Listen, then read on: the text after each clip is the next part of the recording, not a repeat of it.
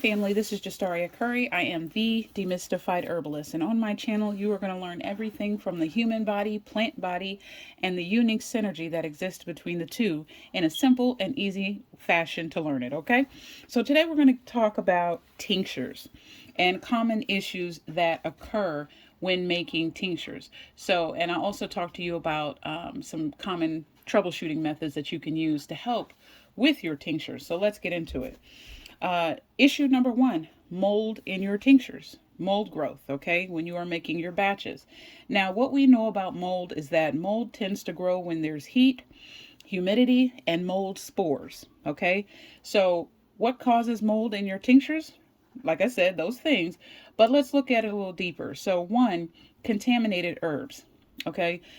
Typically you forage your herbs, you wash them, and you dry them. If you have not dried them properly, then you leave yourself open for mold.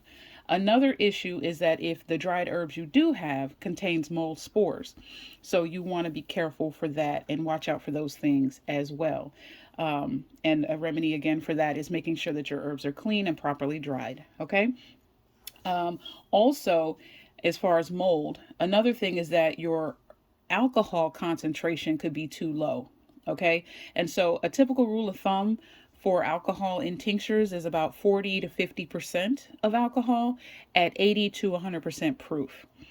All right, and when you are pouring the alcohol into your tincture, you want to make sure that it completely covers the herbs, leaving no room for air or additional moisture.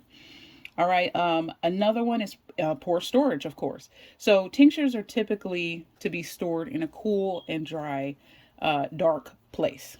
Okay, so if you place your tinctures in a hot, humid, well-lit area, then you're going to run into some mold issues in your tinctures. So keep that in mind, okay?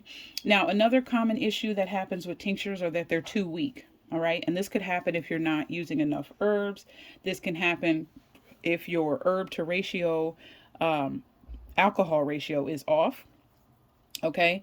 Or you did not allow enough time for the alcohol to actually extract the properties from the roots, okay?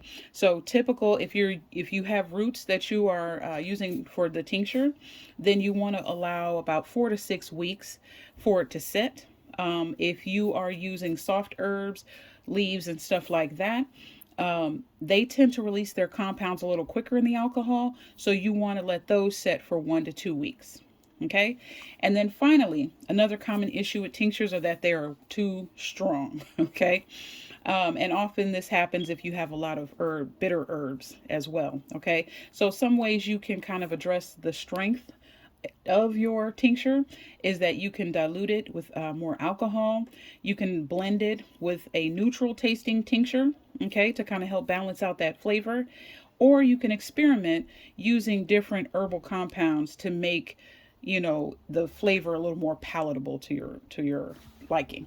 Okay, so if you like those tips, please like, share, and subscribe. Stay tuned for more.